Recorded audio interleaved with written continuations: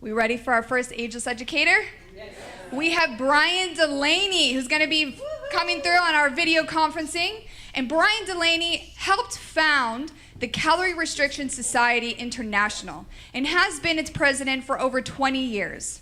He has published a book on CR with Lisa Walford, the longevity diet, as well as numerous articles on life extension. He is the president of Age Reversal Network, formerly Society for the Rescue of Our Elders, a group helping to advance research into very near-term solutions to the problem of aging. Please help me welcome Brian Delaney talking about navigating the labyrinth of dietary restriction methods. Labyrinth. Thank you.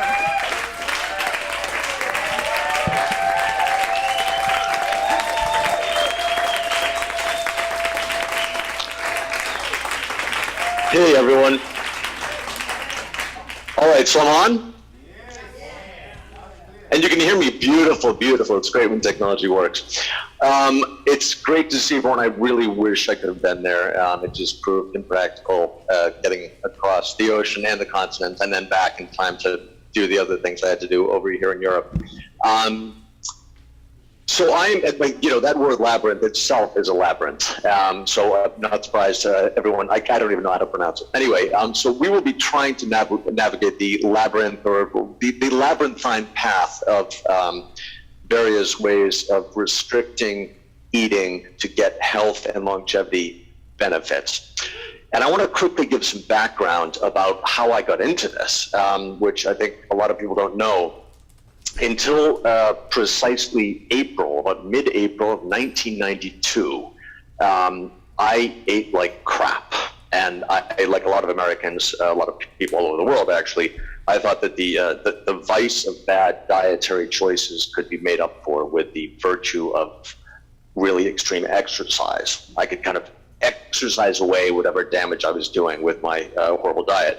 And that's true to a very limited extent. You can exercise enough to avoid weight gain, of course, but it caught up to me when I was 29 in 1992, and I was just about to turn 29, and I was diagnosed with Crohn's disease, which is as horrible as the name suggests. It's an inflammatory bowel disease, and I was hospitalized and really was sort of surprised because I thought I was exercising so much. How could I get sick? Anyway, what happened was I got better quickly. They put me on tons of prednisone, and I was told that I would have to eat a low residue diet, which basically meant extremely low fiber, and take medication. And every 10 years or so, probably have to have a section of my bowel removed, and in my 50s, have a very high chance of dying of cancer. And the things they told me I could eat were white rice, things like Wonder Bread. The joke really seems true. You wonder why they call it bread. Ice cream, meat, anything with sugar. And then they gave me a bunch of drugs to take. So that didn't make sense to me. So I went to the medical library and started reading about nutrition. And that's when I found out about, not only that vegetables aren't so evil, but that there was this research that showed that you could not only improve your health, but slow the aging process itself, at least if the animal studies are applicable to humans, by simply eating less of a highly nutritious diet.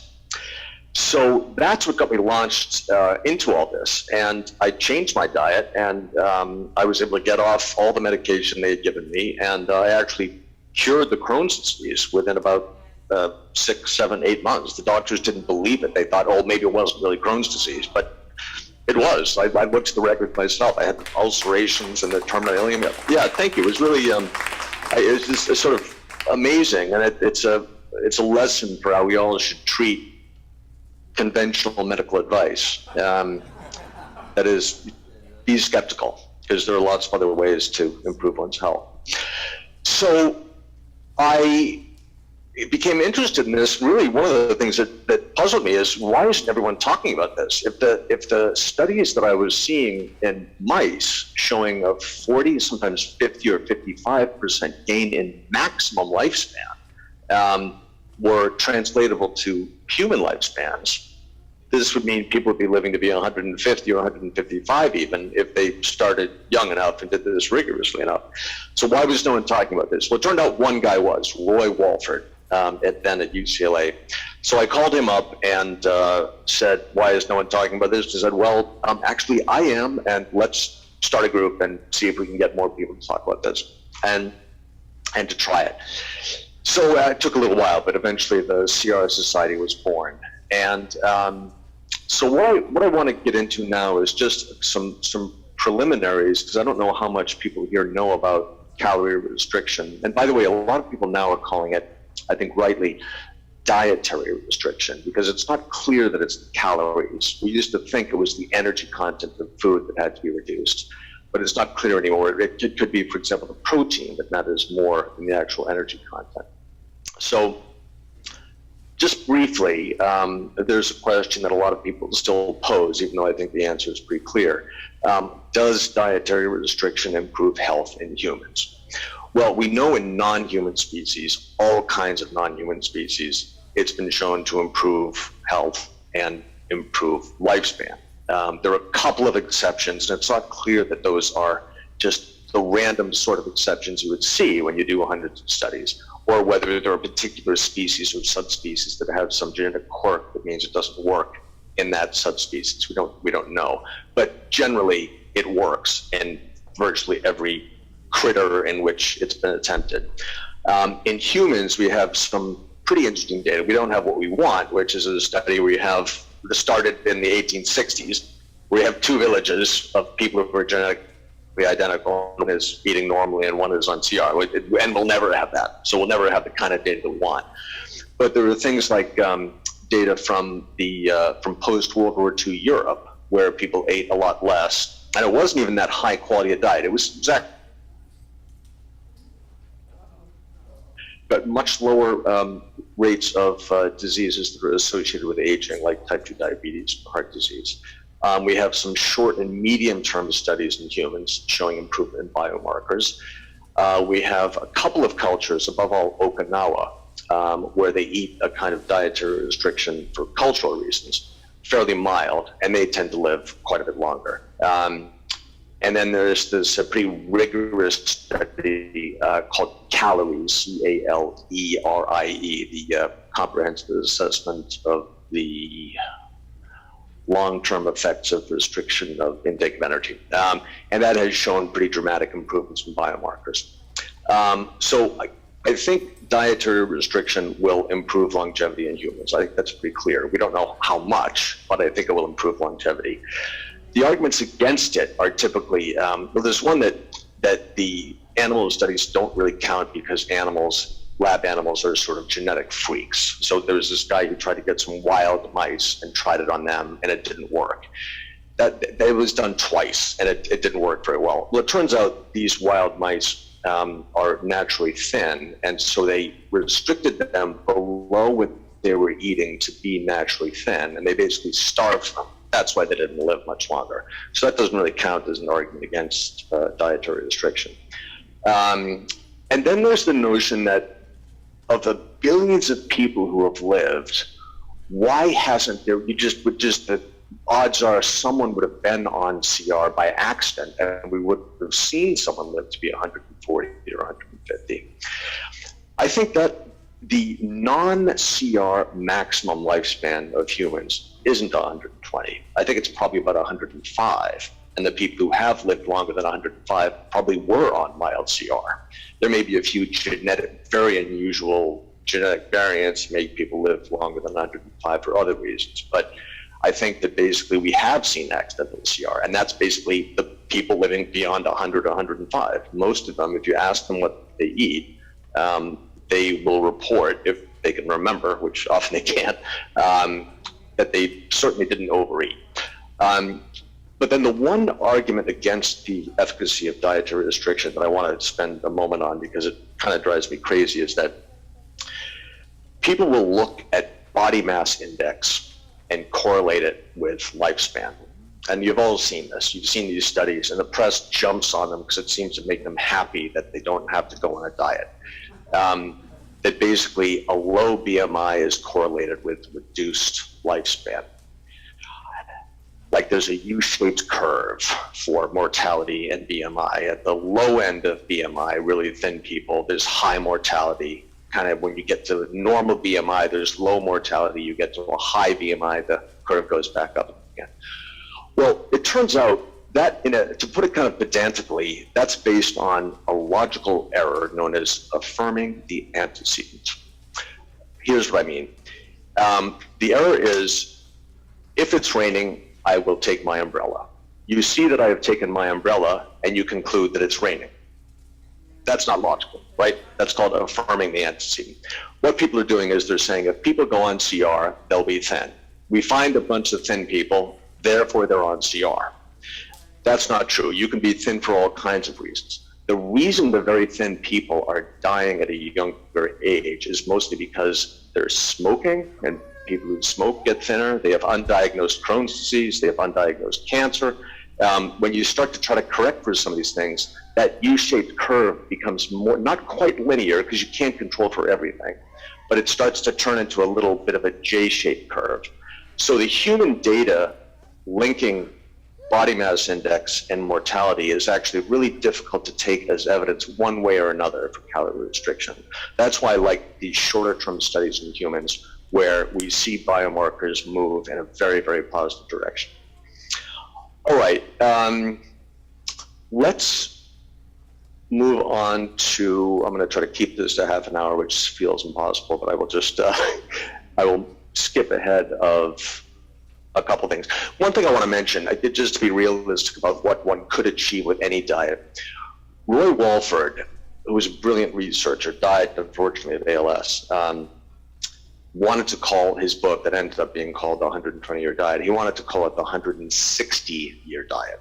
And he went to the publisher, and the publisher said no one's going to believe that, so that's why it was called The 120-Year Diet. But he translated these percentage gains seen in the mice to humans, 40, 45, 50%, and got this figure of 160. The fact is that we now know very unlikely. You cannot diet your way to 160. If you started a strict diet when you were 18, you might be able to reach 130 or 135, but not 160. So I don't want anyone to think that this is going to create these amazing gains in health span or lifespan. Now, it might if it prevents a heart attack, for example, because then you could save your life, and that could mean that you live 40 or 50 years longer. But the aging process per se can't be slowed by that much in humans, we now believe. And then again, it's important to be realistic about some of the downsides. People feel cold. Now that could be a plus if you're in Florida and you want to save on your air conditioning, or Arizona in the summer, but otherwise it could be a downside. If you're a woman and you go on an extreme form, menstruation will cease. We don't actually, seems weird to claim that that isn't a bad thing, but we don't know that it's not actually perfectly consistent with health. It happens to lab animals and they live longer, and you refeed these female mice and they can become pregnant at ages that are the equivalent of 80 or 85 for a human. Men on extreme CR will experience very low testosterone, and that is a constant lament, actually, of men and their partners, perhaps more often, because for the man himself, once you lose something, you don't really miss it anymore. It's hard to desire a desire once it's gone. And then hunger, which I never found to be much of a problem, but it can be a problem for a lot of people, obviously. I was reading with my then girlfriend Lisa this article about how the lab mice had to be caged individually in some species anyway, so that they wouldn't cannibalize each other. And she saw me reading this, and for a few weeks after that, she was always asking me if I wanted seconds at dinner, just before we went to bed. I said, it's okay, don't worry. But the hunger can be extreme. And then, people who start out naturally thin will end up looking perhaps kind of too thin. That's what I felt like. That's one of the reasons why I'm exploring these alternative ways of doing dietary restriction, which I'm now going to get into. So So there are some downsides. But I think we can conclude it's going to be effective. The question is, can it be implemented in some way that could avoid some of these downsides or make them more manageable by having them restricted to certain times of the day or times of the week or even times of the year? So the varieties of dietary restriction can be summed up. By the way, I have a PowerPoint. The reason I'm not doing this with a PowerPoint is that the research changes almost daily, and I kept updating. I thought I'll just talk, and then I'll put the PowerPoint. I'll make that available. Vanessa or Marianne can make it available to you in about a week, just because it'll maybe be helpful to go through what I have written down here. But so there are a whole bunch of variants then of dietary restriction. There's what I've been talking about so far, the kind of traditional, let's say, dietary restriction, or sometimes it's called continuous dietary restriction. It's not literally continual, but it's basically just eating a little bit less, some sort of normal pattern of 3 or 4 meals a day. That's the typical dietary restriction that many people have followed for a long time. But aside from that, we have restricting particular nutrients. Many of you have heard of methionine restriction. That's restricting a particular amino acid. That's been studied in mice, and that seems to extend lifespan pretty dramatically. And some other amino acids, like leucine and branched-chain amino acids, seem to have a similar effect. There's very little work directly looking at that in humans, but there's some indirect evidence that I'll get to in a moment. And then there's the restricting of macronutrients, and we've all heard of carbohydrate restriction, which is typically a ketosis diet, higher fat and less carbohydrates, protein restriction, and so forth. There's epidemiological evidence that protein restriction is helpful, and there are some short-term studies that carbohydrate restriction can help with metabolic syndrome and pre-diabetes and type 2 diabetes. So then we get to the varieties of dietary restriction that involve timing. And I think that's where there's this labyrinth, because there's so many different options out there that even for me, it can become confusing. And the evidence is so confusing and changing all the time, and the studies are all new. Most of them are weight loss studies, which might not apply to a lot of us. So there's limiting food intake to periods like a narrow window within a day. That's often called time-restricted eating, which is an unfortunate term because it's all time-restricted eating, of course, even if it's not within a day. You can do that early in the day or later in the day. There are advantages to both. There are things like intermittent fasting, which typically will mean a full day of eating nothing but water, or maybe just a few hundred calories, and doing that perhaps every other day, perhaps 2 days a week, 2 days in a row, or maybe not in a row, and many other variants using these kind of 1 or day and a half periods of not eating. And then we have these longer periods of not eating. Many of you have heard of Walter Longo at the University of Southern California, and he's well known because he came up with a diet called the fasting mimicking diet. It's basically a 5-day quasi-fast. It's not a water-only fast. In fact, it's a lot of calories. Day 1 is 1,100 calories, and then days 2 through 5 are about 650, 700 calories. But he claims that it's low enough that you get the benefits, or at least most of the benefits, of a real fast, and that's a full 5 days. And of course, you can do it for 3 days. You can make up your own diet. I mean, I'll talk about what I do in a bit. It doesn't have to be Walter Longo's specific number, 5 days. That doesn't have to be his relatively high number of calories. And then there are people in the CR Society who, thinking in particular about this problem with testosterone and being cold, they would go off CR from the autumn to sometime in the spring, and they'd be warmer in the winter. These are people in the northern hemisphere mostly, and they'd have sex with their partners more because they wanted to, because they had more testosterone. And then spring would roll around, it would get warmer, and they'd just go back on CR. And there's really no scientific evidence that that's a healthy pattern, but there are tribes that actually, of course, live that way because of just food availability, human tribes. So it's in some ways easier to manage. You hunker down into this winter mode of you hunker down into this summer mode of being on CR and not eating a lot and feeling like you're getting the benefits, and then it gets to be cool and you eat more and you stay warmer and you can rebuild some of the tissue that maybe was damaged during the summer because you have more protein and mTOR levels go up, this signaling factor that can enable growth and repair. So it's not a crazy idea, but it's theoretical. We really don't have any solid evidence for it. I want to make do a little excursus here about a scientific problem in assessing some of this research. In looking at any dietary study, let's say these new studies of ketosis, ketogenic diets, it's really important to compare that to something that is isocaloric. The people in the two groups, the experimental group and the control group, have to be eating the same number of calories to be able to say, in the cases of a ketogenic diet, that it was the ketosis that really provided any benefits that we see. And that's much more difficult than you might think. What we do see is a lot of ketogenic diet studies will have the experimental group, the people eating high fat or low carbs, and going into ketosis, the state where the body is producing these things called ketone bodies that are a source of fuel as an alternative to glucose. And you see these improvements in biomarkers. But then at the very end, the researchers will note, and they lost weight.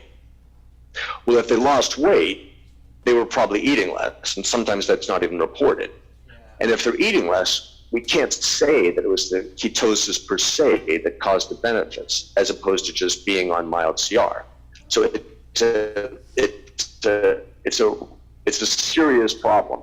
And you might think, all right, well, that's easy to solve. You just get people to eat 2,000 or 2,200 whatever calories in both groups. But even that can be complicated because the ketogenic diet is going to be higher in fat, and if it's higher in fat, it's typically going to. It depends on how you design the diet, but typically it will have a lot of nuts. Well, it turns out there's this problem, quite serious, in measuring the calorie content of nuts that was only noted a couple of years ago. Basically, the way that calorie content of foods is determined is you burn it and then measure the heat energy that comes out. And then you make an adjustment using these things called Atwater factors. The name doesn't matter, but basically you assume something has a lot of fiber, you'll assume that there's the amount of heat that comes from it is more over-representative of the amount of calories, because when it's being burned, you're burning fiber that you're not absorbing. So they use these Atwater factors. Well, someone finally realized that didn't really work that well for nuts, because people typically in these studies where they try to do a more careful measurement of the calorie content of nuts, where they actually will, I don't think anyone's eating, so I can go into this in some detail, where they will give people an amount of nuts, tell them to eat it, and burn their poop and see the amount of energy that comes off, and compare that to the amount that they would get from burning a different 50-gram amount of almonds. And the difference is the amount that's absorbed. That doesn't work because people in a lab chew nuts too carefully, because they're sitting there and they're being observed and they're trying to be a good subject in a study, and they're chewing their nuts very carefully. It turns out people don't do that. So all these ketogenic studies using nuts have overestimated the amount of calories in the nuts. So even when you do think, or you realize you have to do an isocaloric comparison, you probably will fail because the caloric content of the measured nuts is going to be overrepresentative of the actual content. End of long and possibly not too interesting excursus, but it's important to keep in mind because it means that all these ketogenic diet studies are probably flawed. All right, so now I'm going to skip all these amino acid studies. I think this will all be in the PowerPoint. I want to talk about the Mediterranean diet. This is another study that in some ways has some flaws in the way that it was, it's brilliantly designed, but the way that it's been interpreted is, I think, open to question. The Mediterranean diet in some ways could be simply a micronutrient restriction diet, because the nature of the protein that people eat on the Mediterranean diet tends to be lower in meat and higher in legumes, nuts, and lentils and whatnot, which means that it's very low in branch-chain amino acids. So in some ways, the Mediterranean diet, which is thought to be valuable because it's a high-fat diet or maybe high in fiber, could actually be valuable because it's low in branch-chain amino acids. Branch-chain amino acids raise mTOR signaling. And mTOR signaling is this thing that is so very good when we haven't reached skeletal maturity and we have to grow a lot, and it's good when we need to repair our bodies. But it becomes, as this guy, Mikhail Labyrinth, as mTOR rapamycin advocate, says, it becomes a hyperfunction. We don't need so much elevated mTOR. And part of the reason why the consumption of meat is a problem, beyond its likely, depending on how you cook it, effect on cancer risk, is that it's got a lot of branch-chain amino acids and raises mTOR signaling. And if you eat it every day, your mTOR will be high all the time, and as an adult, you don't need that. So the Mediterranean diet is good, but maybe not for the reasons we think. It might be a classic example of micronutrient restriction, specifically these branch-chain amino acids. Leucine, isoleucine, and valine.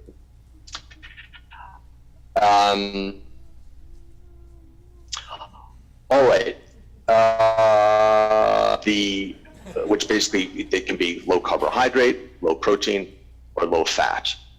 The early low fat studies, championed mostly by Dean Ornish, whom some of you may remember, he's actually a great researcher, were thought to be valuable because of the name, that they're a low-fat diet. Well, they were also low in protein. And it's not clear that it was the low-fat component or the low-protein component that was causing the benefits. So we still don't know. I would tend to say it's probably the low-protein component, not the low-fat. The low-carbohydrate diets, it's the same thing. A lot of people think it's the high-fat content that is somehow kicking us into ketosis, and that the ketone bodies are producing direct benefits. But most ketogenic diets, not all, not the older paleo diets, but the newer ones, are also low in protein. So we still don't know, when it comes to macronutrient restriction, which kind of diet is best. I would put my money on keeping protein relatively low, but we don't know yet. I would not eat a huge amount of carbohydrates and a huge amount of protein, though. I think that would be a bad idea, like the way I ate until I was 29. All right, so let's turn to the temporal restriction of food. And I want to start out by going into this, what's called the fed-fast cycle, and what happens at each time point after you stop eating. So when you eat, this goes up, insulin is secreted, free fatty acids go down, you get energy basically from glucose mostly. And when you get to about, that's sort of hour 0 through hour 3, 4, 5, depends on how much you eat, of course, depends on your age, and it depends on the time of day. Earlier in the day, this process takes place a little bit more quickly. And when you eat more than you need, more than you're going to burn in that early period from hour 0 or 1 to 4 or 5 or 6, you will store fat if there's an excess. When you get to something like hour 12 to 18, it's going to be 12 if you didn't eat too much, 18 or 20 if you ate a lot, you get into this post-absorptive state, the so-called early fasting state. Insulin starts to go down, which is good. The ketone bodies, like beta hydroxybutyrate, these fat-like molecules that you can get energy from as an alternative to glucose, will start to be created, only a bit, but they'll start to be created. And the rate of glucose use starts to go down because we have the ability to burn free fatty acids in the ketone bodies. People who adopt this time-restricted eating within a day, so you're people who will eat only from noon to 4 in the afternoon or from 11 to 6 at night or something, they will get into the beginning of this post-absorptive state. And that's a good thing, we think. going into the state of ketosis. I think we need more evidence, but I think there's some evidence that ketosis is probably a good thing. But you only go into it a little bit if you're doing this narrow eating window within a day, and you don't push your fasting beyond 1 day.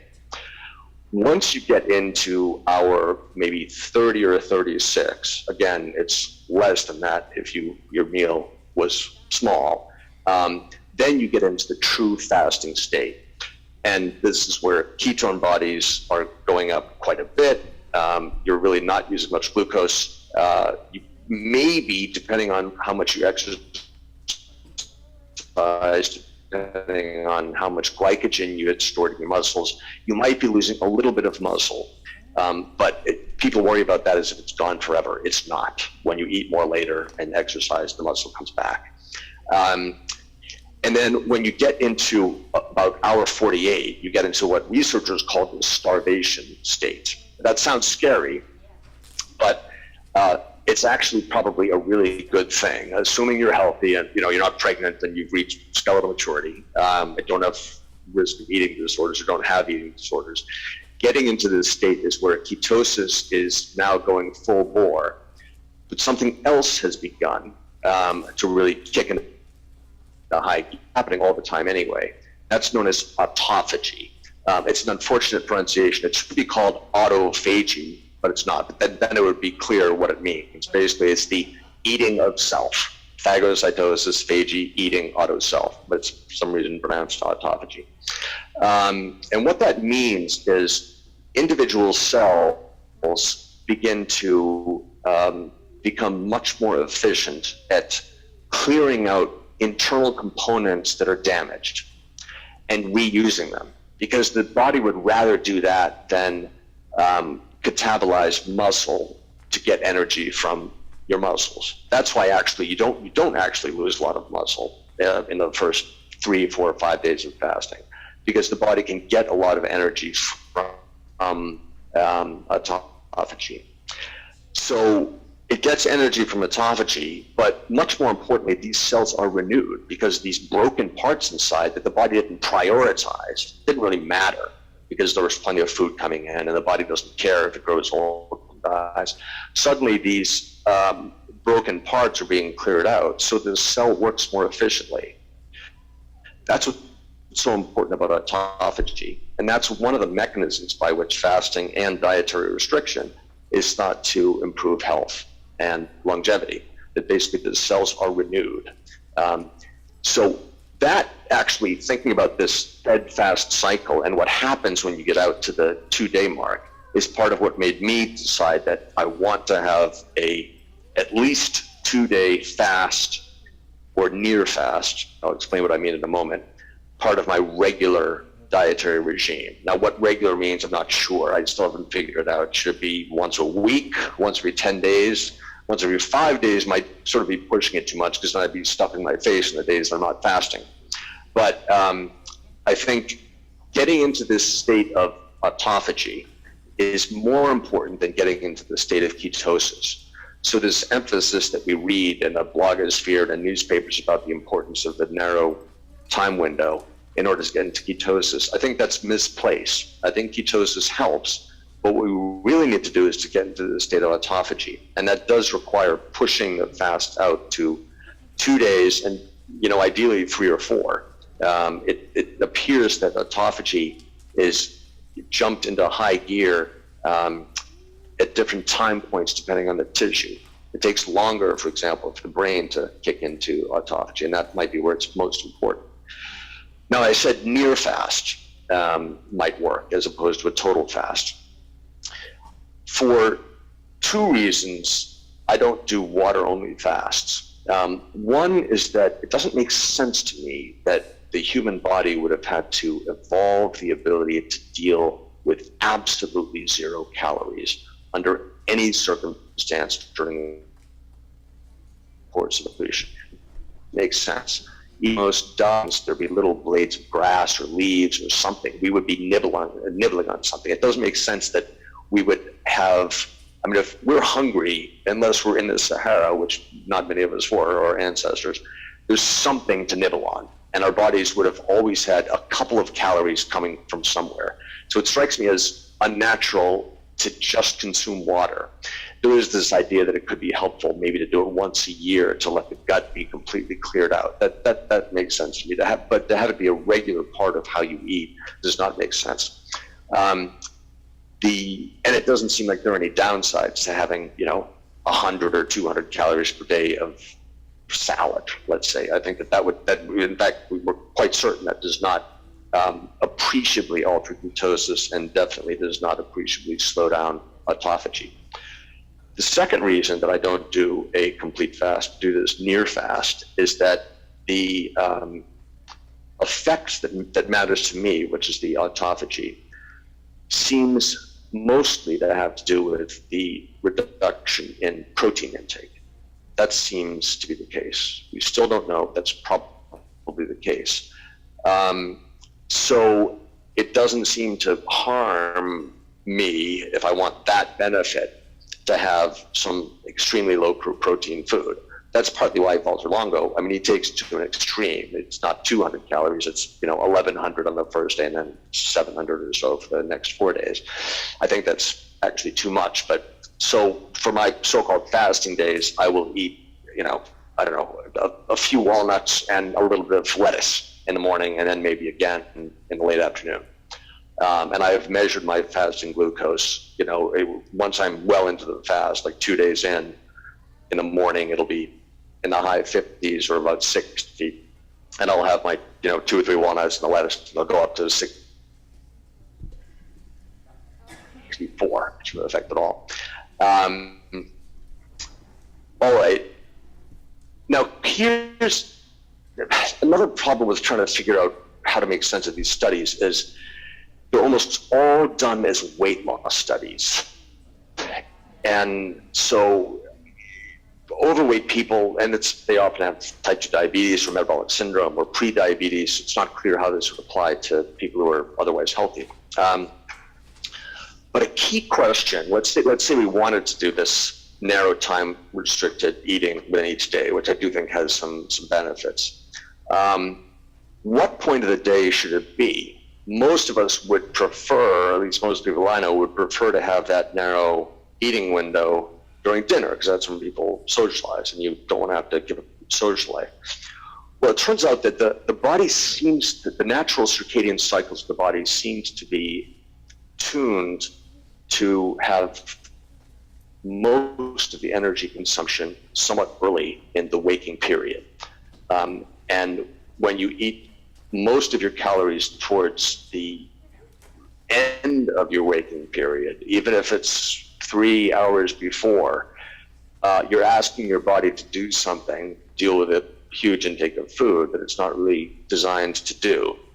And basically what happens is when you do that for more than a few days, you entrain the peripheral signal system for the circadian cycle to be on a different cycle than the central circadian, it's called the suprachiasmatic nucleus, the SCN, the part of the brain that basically is a ticking clock that marks out 24-hour periods.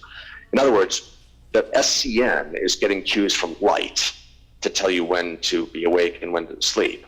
But if you're eating a lot of food within a few hours of going to bed, what's happening is things above the liver seem to be affected by this quite a bit, but even muscle and spleen and other organs, they're telling you that your daytime is beginning at 9 p.m.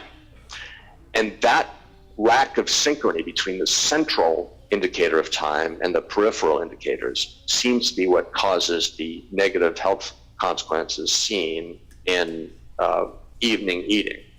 And it seems weird because so many people, not just in Spain, but even in a lot of other cultures, will eat relatively late dinners, and that's where they eat a lot of their calories. But it turns out that's probably not the right way to eat.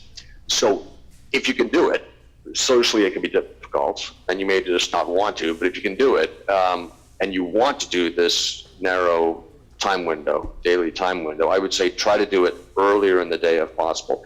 I think most knowledgeable researcher on this topic is a woman named Courtney Peterson. And I met her at a conference run by this guy, Valtavango, in November. And I asked her about this, and she said that she tries to eat her food before, I think it was around 3 p.m., all of her food. But that she says, the body is flexible. If someone invites you to dinner on a Friday night and you end up eating at 7 p.m., it's probably not going to kill you. So I try to adopt that attitude. I try to eat earlier, but allow for exceptions.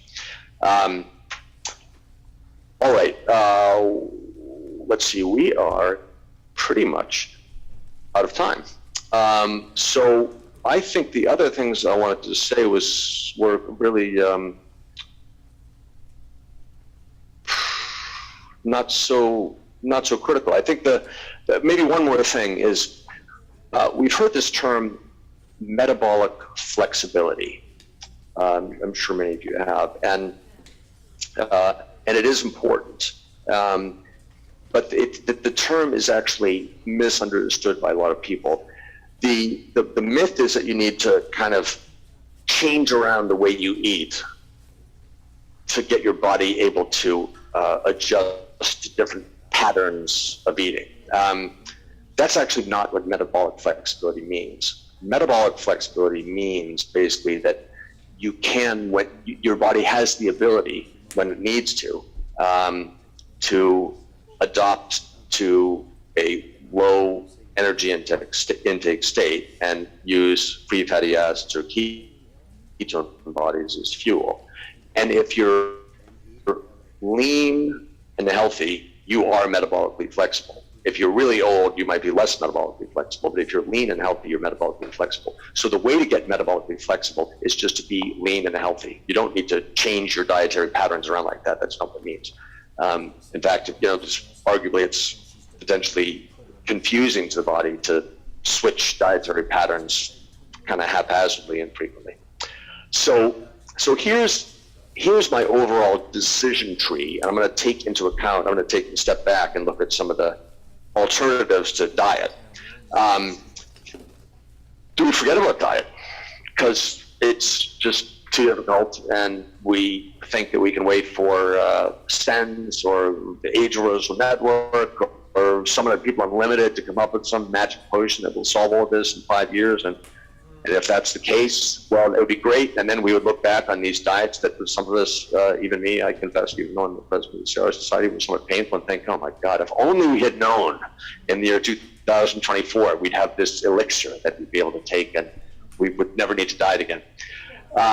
That wouldn't be a crazy thing to decide. I lean that way sometimes myself, and I sort of think I'll just throw myself into this work and try to solve aging in something that doesn't involve diet, and then don't have to diet.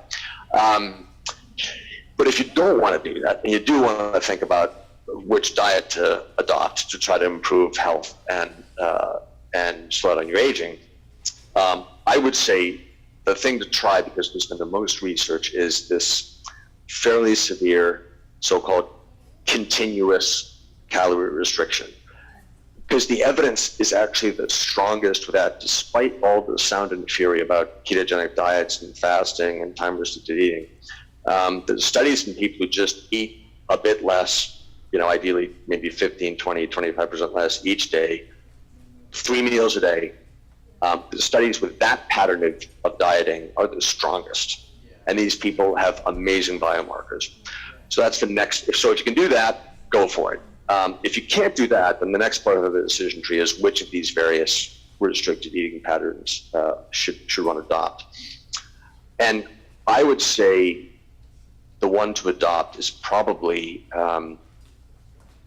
try to go about 2.5 days eating very low protein, very little food, once every 7 to 11 days. I think that's probably the healthiest thing you can do. Don't eat a lot late at night, at least not regularly. And then hope for the magical elixir that I think we may have in 5 years. All right, that's it. Thanks.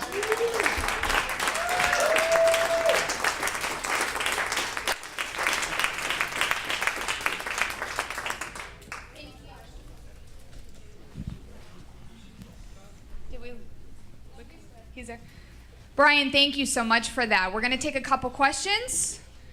Great. Dre. All I see is a beautiful picture of Jim, but that's fine. I can look at Jim. Yeah. Hi, Brian. Thank you for what you shared. My question is on the days that you are doing the fasting or the walnuts and lettuce, are you taking no supplements during that time? Oh, great question. You know, I struggled with that because the answer is no, I'm not taking no supplements, but I change my supplements. I don't take a full multivitamin mineral because I don't think that makes sense. You know, something that has 100% of the RDA or more if I'm getting a lot of these vitamins and minerals from food anyway, and I think we can overdo it. But I'll take a little fraction of multi-mineral and vitamin. I will take that every day when I'm fasting. I will take less fish oil that has calories, but it's got no carbohydrates, it's got no protein. So the lack of protein means it won't interfere with autophagy, so I'm not too worried about that. This is going to sound weird and obsessive, but I actually will bite the capsule, swallow the contents, and spit out the capsule of the fish oil, just to avoid the calories in the capsule, which is stupid perhaps, but and I will stop taking all amino acids aside from lysine. But even lysine I probably shouldn't take. So I take N-acetylcysteine, which is a branched chain amino acid, or cysteine. Well, no, it's not, but cysteine can have an effect that will raise mTOR. So I stop taking that. I take normally glycine quite a bit for sleep. I stop taking that. And I take the lysine. I continue taking that because that can knock down levels of Epstein-Barr virus and so forth. But I probably shouldn't do that either. So, and then things that don't have many calories like ginkgo, I will continue to take. Coenzyme Q, I figure I don't need when I'm fasting, so I don't take that. Ashwagandha I take, thinking that it might help my nightmare sleep problems, and I probably shouldn't because nothing helps my sleep problems. So the herbs I'll keep taking because they don't have significant calories. But the amino acids I try to cut out completely. Lysine I probably should stop, but so far I haven't. Yeah, hey Brian, good to see you. Yeah, it's Joe. Oh. Joe, pan over. Hey, Joe. Hey. So we lost you, but I think we can hear you. There you are. So yeah, I really liked the first half of your presentation where you seemed to discredit all the arguments for CR, but then you continued. And so if it's not this 48-hour fast, which is your recommendation, but it's the sort of continuous thing. I mean, how much is less? What less than of what? Yeah. 10 to 25% of what? Yeah, the reason I didn't get into that is partly because it's so complicated. Basically, it all started with the mice studies where we had an idea of what a non-CR'd mouse would eat. They're genetically identical practically because they've been inbred for so long. And so the percentage CR is defined as a reduction from what the mice would eat when they can eat whatever they want. Now it turns out even that has been changed because they overeat. So the non-CR'd mice in CR'd studies are themselves CR'd a little bit. But the typical amount used in the mice studies is 30% less. Now you might say, all right, so why is that so complicated, Brian? Just eat 30% less. Well, then what? Because we aren't genetically identical. And so what a lot of us have concluded is, and Roy Wolfer began this idea that if you can come up with some reasonable idea of what your set point was, that's very complicated because set point is influenced by genes and environment. You know, if you come from a family where they use food as punishment in some weird way, and you might end up having what you think is a set point that's very high, but it's because you've been kind of eating in some weird psychologically compensatory way. I mean, it's very difficult to figure out. But typically, set point is what you tended towards, what weight you tended towards when you were in your mid-20s. And so what people have been doing is figuring out how much they ate when they weighed that much, let's say if you're active and you like I was, and I don't seem to absorb food very well, I was eating about 26 or 2,700 calories in my mid-20s. So I would then want to reduce that by 30% or so. But because that 30% figure itself was sort of, just pulled out of the air, sometimes it's 40%, sometimes it's 45, sometimes it's 20. That shouldn't be a golden standard. So in practice, what a lot of people in the CR Society did was they would just slowly they'd go more by weight than energy intake. Allow themselves to slowly go down in weight until you really notice when you're in a kind of CR zone. Your resting pulse is suddenly significantly lower, your blood pressure goes down, you're colder. And then, we would tell people, stop, don't go any lower, see how it feels. Make sure you're healthy, get biomarkers retested. And then if you're younger than 60, 65, consider taking it a little bit further. People who are older probably don't want to do a really extreme version of CR. So I'm sorry that's not an exact answer, but there isn't an exact answer. No one knows. Another way to do it is just look at your biomarkers, and just see that they're improving. And then when you see that certain things have gone too far, like testosterone might be freakishly low, or if you're getting symptoms of orthostatic hypotension. Some people have really low blood pressure, but they have those symptoms. They can stand up, they're not going to faint.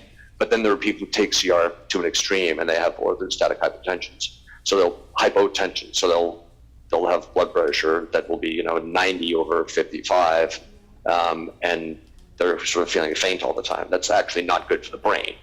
So then that would be a sign that one is taking it too far. Brian, I loved your presentation, by the way, and I was wondering, when it comes to taking BCAAs, and that helps to boost mTOR to build muscle, correct? With that, taking reishi mushroom helps to lower mTOR. So if a person's looking to build more muscle and they are doing both things, it's kind of canceling each other out. Is that right? I'm sorry, but the sound sort of went past Sweden somehow. I only heard about every third word, and I could almost speak. Something about mushrooms and muscle sounds intriguing, but can you repeat? Okay, I'll repeat. Can you hear me now? Yes, so far. Okay, so if taking BCAAs help to build muscle and it helps to encourage more mTOR to grow muscle, if I'm also taking reishi mushroom, which lowers mTOR, does that mean I'm canceling the benefits out if I'm looking to build more muscle? Potentially, yes. I think the effect on mTOR from the reishi mushrooms is probably pretty minimal.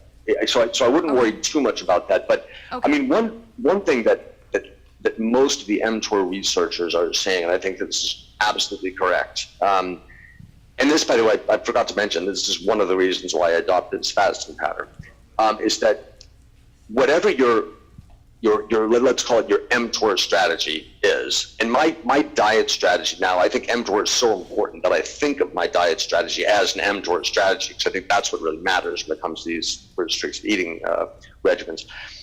I would say it needs to be varied. That, like when people talk about rapamycin, which lowers mTOR signaling, they always say it's got to be pulse dosing. So you take rapamycin, mTOR goes down, and you get all the benefits from that. But then you've got to have a period of letting it go back up again. And I think the same thing with anything that's going to lower mTOR signaling or raise mTOR signal. So you might think about not taking anything that's going to lower mTOR signaling on a daily basis. Although we have to look at the half-life, because what I would love to see, if we had an mTOR inhibitor that had a really short half-life, and maybe these mushrooms have a really short half-life, that would be amazing. I see my friend Tom back there in the background.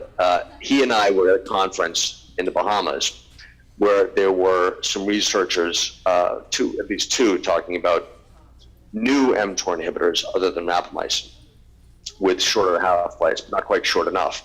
But if we had one with a half-life of a few hours, and if these mushrooms have a half-life that's so short, you would take them before you go to bed, when your body's natural signaling would tend to want to bring down mTOR signaling. It's different in different tissues. In some it goes up, but so then overnight you've got the lowered mTOR and you get all the benefits of that. And then in the morning, you kind of get some branched chain amino acids, mTOR goes back up, you lift weights, your muscles build back up. That would be a good pattern, a daily pattern. But if you can't do that, then I think it would be good to do it, sort of low mTOR, really low for a couple of days when you're fasting, then higher for 4 or 5 days when you're not fasting, or the inverse, essentially. Great, thank you. Sure.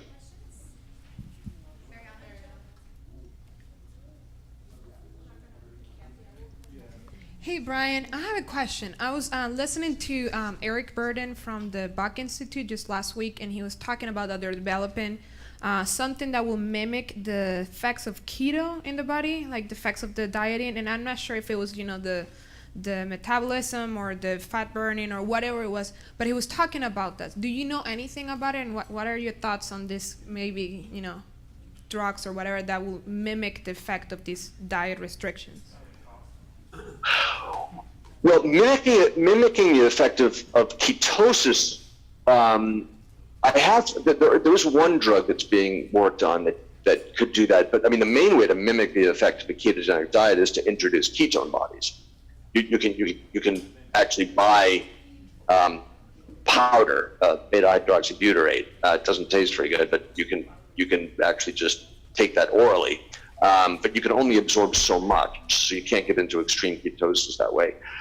I think a study is being planned for intravenous ketone administration. That would be one way to do it. But yeah, there is a drug being developed that could get the body that would mimic the effects of ketosis. But when it comes to mimicking the other benefits of restricted eating, like the autophagy and altered mTOR signaling, then you have all kinds of options. I mean, all these mTOR inhibitors, they're basically dietary restriction mimetics, among other things. And tons of them are being developed. And I mean, there's so much money to be made as big pharma is looking into this. So they are looking into different ways of lowering mTOR signaling in a selected way that only lowers the signaling of this complex 1, mTORC1, which seems to be the one that you want lower, not the complex 2. And then there are different downstream effects of mTORC1, so they're trying to target those individually. So there's lots of things are being developed. And as for the other benefits of calorie restriction, I think there's nicotinamide riboside to raise NAD levels, NAD infusions or patches, and then resveratrol, which there are too many studies showing it radically extends lifespan, but it will increase sirtuin expression. And if you combine that with NAD increases, you will get some of the benefits of restricted eating. Wonderful. Well, thank you, Brian. Thanks, everyone.